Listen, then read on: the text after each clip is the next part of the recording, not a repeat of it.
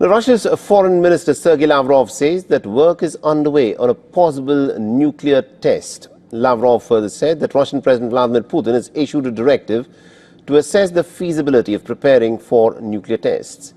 Now, Putin's directive has been accepted and a study is underway. Now, Lavrov further added that the public will be informed of the results.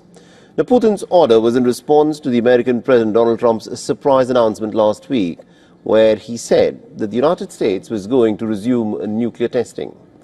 Now, Putin had said that Russia had always strictly adhered to its obligations under the Comprehensive Nuclear Test Ban Treaty.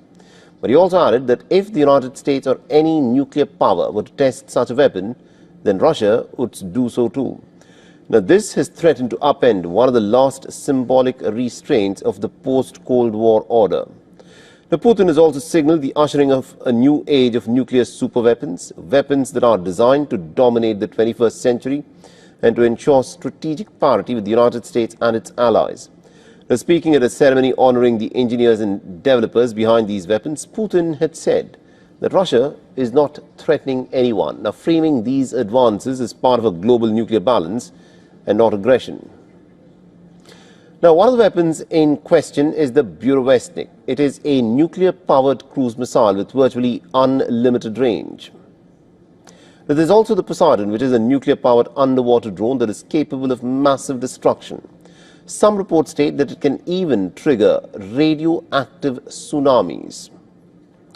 Now, Russia is looking set to resume its nuclear testing, and it will be Moscow's first ever nuclear test since 1990, when back what it was with Soviet Union had carried out its last nuclear test. The last time the United States had exploded a nuclear bomb was in 1992. China and France did it in 1996, and in the past the United States has conducted over 1,000 nuclear weapons tests. It was closely followed by the USSR, which conducted over 700 nuclear explosions. And beyond the symbolism, the resumption of nuclear tests will reshape the strategic calculus between Moscow, Washington and Beijing, and it will also potentially prompt a cascade of responses that redraws the contours of global nuclear policy. Russia and the United States are the world's biggest nuclear powers, holding about 88% of the world's nuclear weapons. Russia possesses 5,580 nuclear weapons, while the United States is about 5,044. Now, Russia's return to nuclear testing will shatter a global moratorium that is largely held for about 3 decades. It will further weaken the already fragile Comprehensive Nuclear Test Ban Treaty, and it will effectively undermine decades of progress towards arms control.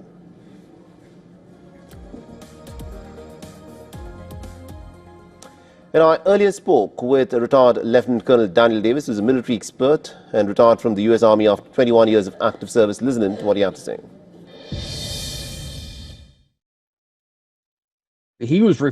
Trump was referring to the fact that the Russian side had test missile platforms in the new Burevestnik cruise missile, nuclear-powered, nuclear-tipped cruise missile, and the Poseidon submarine drone underwater missile. It's also nuclear-driven and has capacity for a nuclear warhead.